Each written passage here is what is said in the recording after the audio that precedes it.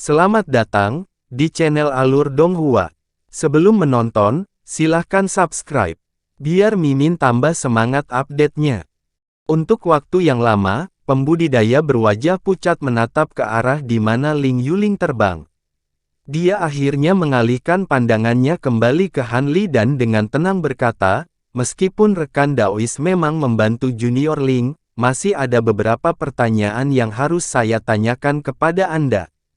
Karena ini adalah masa-masa sulit, saya harap rekan Daois akan bekerja sama. Han Li dengan tenang menjawab, jika rekan Daois memiliki pertanyaan, jangan ragu untuk bertanya. Kultivator berwajah pucat itu menganggukkan kepalanya dan berkata, bagus. Pertama, beritahu saya identitas Anda. Saya akan memverifikasi apakah itu benar atau tidak. Han Li tersenyum setelah mendengar ini. Saya seorang penatua dari Sekte Suara Indah. Ini lencana saya, dan ini adalah medali kontrol pembatasan kekediaman gua saya di kota. Saya yakin rekan Daois akan tahu apakah itu asli atau palsu. Sekte Suara Indah.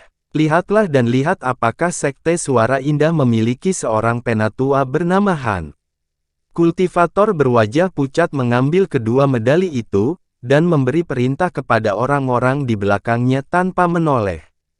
Iya, ketika pembudidaya wanita mungil mendengarnya, dia buru-buru mengobrak-abrik kantong penyimpanannya sebelum mengeluarkan slip batu giok dan membenamkan rasa spiritualnya di dalamnya. Setelah itu, dia melirik Han Li beberapa kali sebelum berbicara dengan nada hormat, penegak Zhao. Sekte Suara Indah memang memiliki seorang penatua bernama Han Li dan penampilannya persis sama dengan yang tercatat. Ketika pembudidaya berwajah pucat mendengar ini, dia tanpa ekspresi menganggukkan kepalanya, oh. Kedua medali ini juga asli. Sepertinya tidak ada masalah dengan identitasmu. Kultivator berwajah pucat melemparkan medali kembali ke Han Li, baiklah. Kalian berempat melanjutkan patroli. Saya akan membawa rekan Daois ini ke kota. Empat di belakangnya berteriak sebagai pengakuan, ya. Setelah itu, pembudidaya berwajah pucat tanpa kata-kata memberi isyarat kepada Han Li dan terbang menuju kota bintang surgawi. Han Li dengan dekat terbang mengejarnya menjadi seberkas cahaya biru. Tidak lama kemudian, pembudidaya berwajah pucat membawa Han Li ke tembok tinggi kota sebelum terbang menuju gerbang kota. Meskipun tidak ada interogasi lebih lanjut, Han Li melepaskan indera spiritualnya untuk memeriksa sekelilingnya, menemukan setidaknya 6 pembudidaya tersembunyi di sepanjang jalan. Meskipun mereka sebagian besar adalah pembudidaya pendiri yayasan, ada 2 pembudidaya formasi inti yang tetap tidak terlihat. Meskipun wajahnya tetap tenang, hatinya bergetar. Tampaknya serangan di Pulau Bening telah mendorong kota bintang surgawi untuk memperkenalkan keamanan yang sangat meningkat seperti yang dia harapkan. Seandainya dia tidak diberi rujukan, dia khawatir memasuki kota bukanlah tugas yang mudah. Gerbang kota tampak cukup sepi. Terlepas dari puluhan pembudidaya berpakaian putih yang berjaga di luarnya, tidak ada orang lain yang hadir. Selain itu, ketika Han Li semakin dekat ke kota, dia menemukan bahwa dinding dan gerbang bersinar dengan cahaya putih samar seolah-olah berada di bawah pengaruh pembatasan. Setelah pembudidaya berwajah pucat mendarat di gerbang, dia langsung menuju ke seorang lelaki tua yang sedang berbaring di kursi bambu. Dia memiliki janggut pendek dan kumis di seluruh wajahnya. Dia memberi hormat kepada lelaki tua itu dan berbicara dengan nada hormat, penegak Yu. Ini adalah tetua Han dari Sekte Suara Indah. Saya sudah memeriksa identitas dan medali komandonya, dan saya tidak menemukan masalah. Saya harus menyusahkan penegak Yu untuk menjelaskan prosedur memasuki kota. Saya tidak bisa tinggal lebih lama lagi karena saya harus melanjutkan patroli saya. Tatapan Han Li jatuh ke pria tua itu dan dia segera waspada. Tidak heran kultivator berwajah pucat itu sangat sopan padanya. Dia adalah seorang kultivator formasi inti menengah. Pria tua itu perlahan membuka matanya, Sekte Suara Indah. Setelah beberapa saat ragu-ragu, dia dengan agak enggan menambahkan, itu benar, dan dia membantu Junior Ling juga. Kilatan dingin berkedip di mata lelaki tua itu, samar-samar mengungkapkan energi bersemangat sebelum segera menghilang. Kemudian dengan suara tak berdaya berkata, "Oh, itu aneh. Baiklah, saya mengerti. Rekan Taois Zhao dapat kembali." Kultivator berwajah pucat tampaknya tidak keberatan dengan tingkah laku lelaki tua itu dan memberi hormat sebelum terbang, tidak mengindahkan Han Li sedikit pun. Han Li dengan tenang berdiri di tempat dan diam-diam menatap lelaki tua itu. Saya telah melihat gadis muda roh valet dari Sekte Suara Indah berkali-kali sebelumnya. Dia benar-benar kecantikan yang bagus. Saya pernah mendengar tentang Anda, Penatua Sekte Suara yang Indah, tetapi sayangnya, saya belum pernah memiliki kesempatan untuk bertemu dengan Anda sebelumnya. Tampaknya dari penampilan muda Anda juga mengembangkan teknik yang menghentikan penuaan penampilan Anda, seperti rekan Daois Ling kami. Sejauh pengetahuan saya, semua teknik kultivasi ini adalah yin yang ekstrim. Ada sedikit manfaat jika seorang pria mengolahnya. Dengan ketenangan, Han Li bertanya, apakah kata-katamu berarti bahwa rekan Daois Ling adalah seorang pria? Adapun penampilan saya, itu adalah hasil dari pil awet muda yang saya konsumsi sejak lama, bukan teknik kultivasi. Orang tua itu tertawa kecil sebelum berbicara, bahkan Istana Bintang kita tidak yakin apakah rekan Daois Ling adalah laki-laki atau perempuan, apalagi aku. Namun, tidak diragukan lagi bahwa ia memupuk teknik yang menghentikan penampilannya. Haha, sepertinya keberuntungan rekan Taois Han cukup baik untuk menemukan kesempatan untuk mengkonsumsi pil obat langka. Han Li merasa heran. Orang tua itu melanjutkan, baiklah, saya tidak akan membahas masalah ini. Karena identitas Anda telah diperiksa, orang tua ini tidak akan repot-repot melakukannya. Namun, karena waktunya tidak biasa, aturannya juga akan sama. Rekan Taois, dengarkan baik-baik apa yang saya katakan. Han Li mengangkat alisnya dan tetap diam. Ekspresi lelaki tua itu menjadi cemberut dan dia berkata dengan nada dingin, saat ini, rekan Daois memiliki dua pilihan. Anda dapat bergabung dengan Istana Bintang untuk saat ini jika Anda bersedia membantu kami dalam pertarungan kami. Dalam hal ini, gerakan Anda tidak akan terbatas di dalam kota. Dan setiap kali Anda melakukan misi apapun, Anda akan mendapat hadiah besar. Tidak mungkin kita akan membiarkan upaya siapapun menjadi sia-sia. Jika Anda tidak ingin berperang dalam perang dan ingin tinggal diam di kota, kami tidak akan memaksa Anda untuk bertarung, tetapi karena kota saat ini berada di bawah darurat militer. Tidak ada yang diizinkan untuk meninggalkan kediaman mereka dengan santai kecuali selama waktu yang ditentukan. Pasukan penegak kami di kota akan membunuh siapa saja yang tidak mengikuti aturan ini. Rekan Taois Han sekarang dapat memberi tahu saya pilihannya.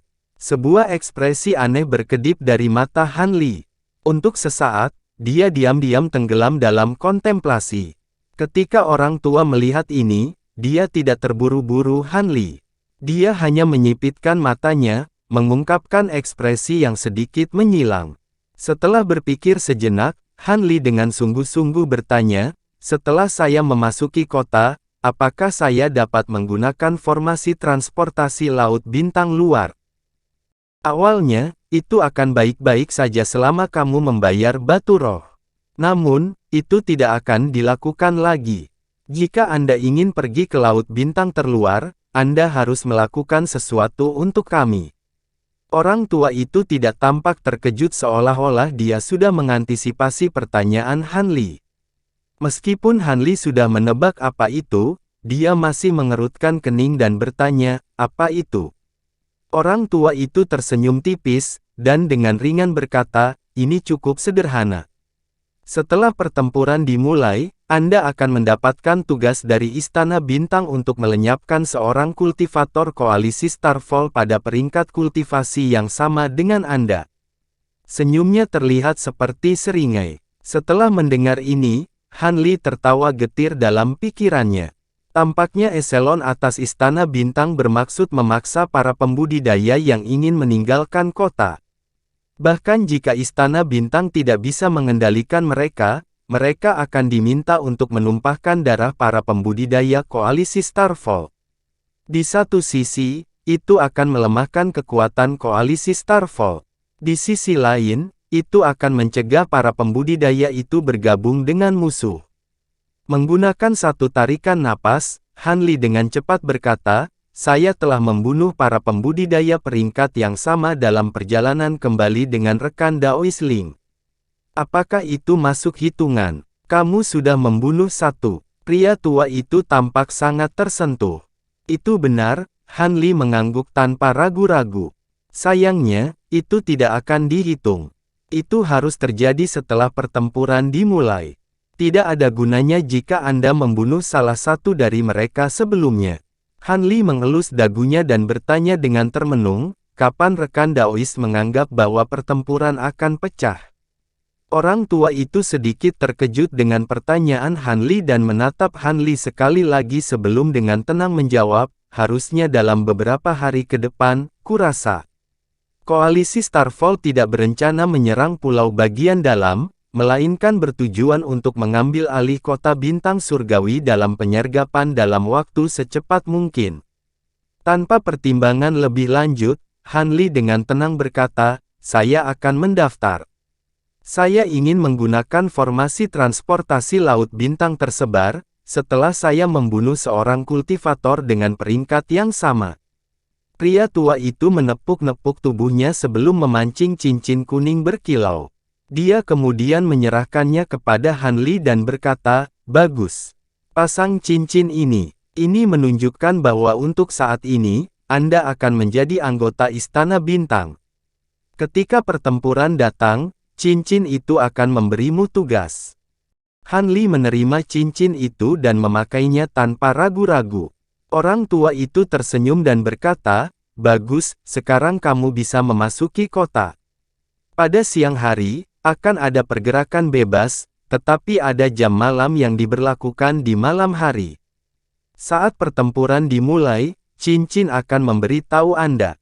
Anda bisa menunggu di kediaman gua Anda sampai saat itu. Setelah dia selesai berbicara, dia perlahan menutup matanya sekali lagi dan tampak tertidur. Setelah melirik pria tua itu, Han Li memasuki kota. Tidak hanya jalanan kota yang sepi, tetapi dia hanya sesekali melihat sekilas pembudidaya lain yang sedang terbang. Kota kosong dibuat untuk pemandangan yang suram. Ekspresi Han Li tetap tenang, tapi dalam hati dia bersukacita. Dari keadaan yang tampak, pasar kota pasti sudah ditutup. Jika dia tidak meluangkan waktu untuk membuat persiapannya di Pulau Bening, dia pasti akan cukup pusing. Han Li terkekeh pelan sebelum terbang menuju kediaman guanya di Gunung Sage. Saat dia melewati kota pasar, Han Li melirik ke bawah untuk menemukan bahwa semua toko tutup seperti yang dia harapkan. Tidak ada satu orang pun yang terlihat. Han Li dengan ringan menggelengkan kepalanya dan dengan cepat terbang menuju lapisan Gunung Sage ke-39. Saat memasuki Gunung Sage, Han Li dengan tajam merasa bahwa keamanan di gunung itu jauh lebih padat daripada di luar kota. Dia mampu melihat lebih dari 10 riak yang berbeda di udara dengan indera spiritualnya saja. Tetapi dengan cincin kuning di tangan, riak di udara memberi jalan bagi Han Li. Terlepas dari semua ini, tidak ada penjaga yang muncul untuk menanyai Han Li. Tapi apa yang membuat Han Li cemberut adalah kultivator formasi inti yang terlambat yang menyapu rasa spiritualnya melewatinya. Han Li berpura-pura tidak mengetahui hal ini saat dia terbang menuju kediaman guanya. Ketika dia tiba, dia memeriksa batasan untuk menemukan bahwa tidak ada yang berubah. Namun, Han Li dengan kosong berdiri di luar batasan sejenak sebelum menghela nafas. Dia belum lama pergi, tetapi dia telah menemui banyak semak dekat dengan kematian, dan sekarang, dia tidak punya pilihan selain membuang kediaman guanya yang hampir 100 tahun. Hal ini menyebabkan Han Li merasa agak sedih. Dia menggunakan medali kontrol pembatasannya untuk membuka batasan dan perlahan-lahan masuk, menemukan bahwa semuanya sama seperti yang dia tinggalkan. Han Li pertama-tama menangani masalah terpenting yang ada, kumbang pemakan emas. Setelah memastikan bahwa kumbang pemakan emas itu sehat, Han Li merasa benar-benar lega. Dia segera menempatkan semuanya dalam kantong binatang roh yang telah dia siapkan sebelumnya, dan berbalik ke arah kebun obatnya dan meletakkan semuanya ke dalam kantong penyimpanannya. Setelah ini, Han Li memutuskan untuk bersantai untuk sementara waktu dan perlahan berjalan ke kamar tidur.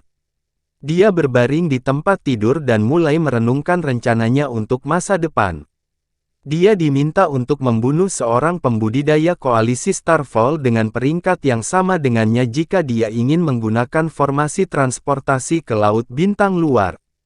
Sementara kondisi ini tidak sulit untuk dia penuhi. Han Li khawatir bahwa sebelum pertempuran dimulai, Istana Bintang entah bagaimana akan mengetahui bahwa kuali surgawi telah jatuh ke tangannya.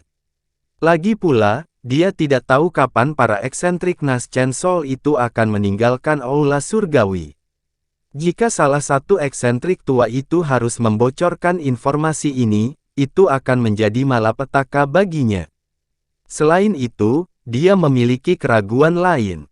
Mungkin saja setelah dia memenuhi persyaratan mereka, eselon atas Istana Bintang akan membuat alasan sembrono untuk menolak aksesnya ke formasi transportasi. Lagi pula, apa yang bisa dilakukan oleh para pembudidaya yang direkrut, bahkan jika Istana Bintang mengingkari kesepakatan mereka?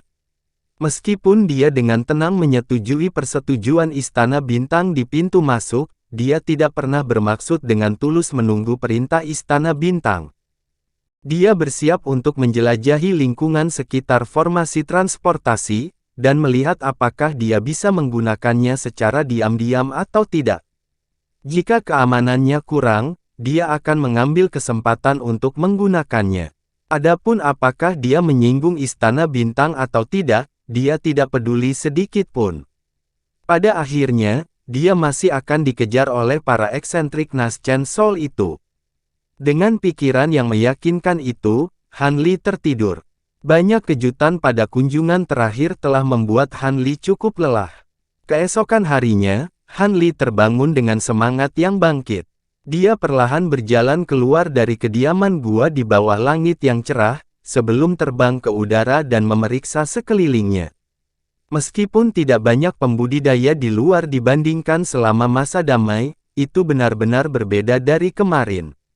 Tampaknya inilah waktu di mana pergerakan bebas diizinkan.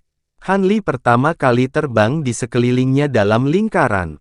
Setelah melihat bahwa tidak ada yang mengawasinya atau memperhatikannya, dia menembak ke arah lantai 50 Gunung Sage tanpa ragu-ragu.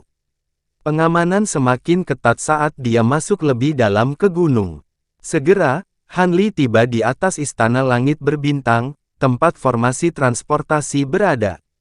Namun, dia hanya melewatinya, dia berpura-pura mengunjungi aula lain, dan menggunakan kejadian singkat itu untuk secara diam-diam menyapu indera spiritualnya ke aula.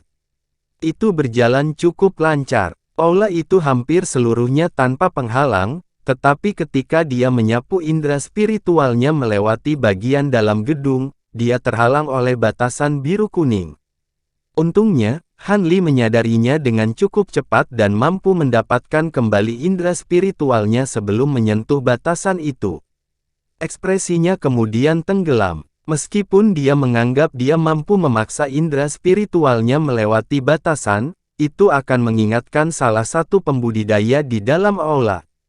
Tidak mungkin dia rela melakukan sesuatu yang begitu bodoh. Pada saat itu, dia mengerutkan kening. Karena pembatasan, Han Li tidak dapat melihat jumlah pembudidaya di dalam aula bagian dalam maupun tingkat kultivasi mereka. Namun, tidak ada alasan bagi pembudidaya Nas Chen Sol untuk muncul di sana. Dalam kasus yang paling ekstrim, hanya akan ada pembudidaya formasi inti yang hadir. Bagaimanapun, Istana Langit Berbintang tidak memiliki nilai kritis terhadap eselon atas Istana Bintang. Setelah terbang dengan jarak yang cukup jauh, Han Li terbang melingkar dan kembali melalui jalan yang sedikit berbeda.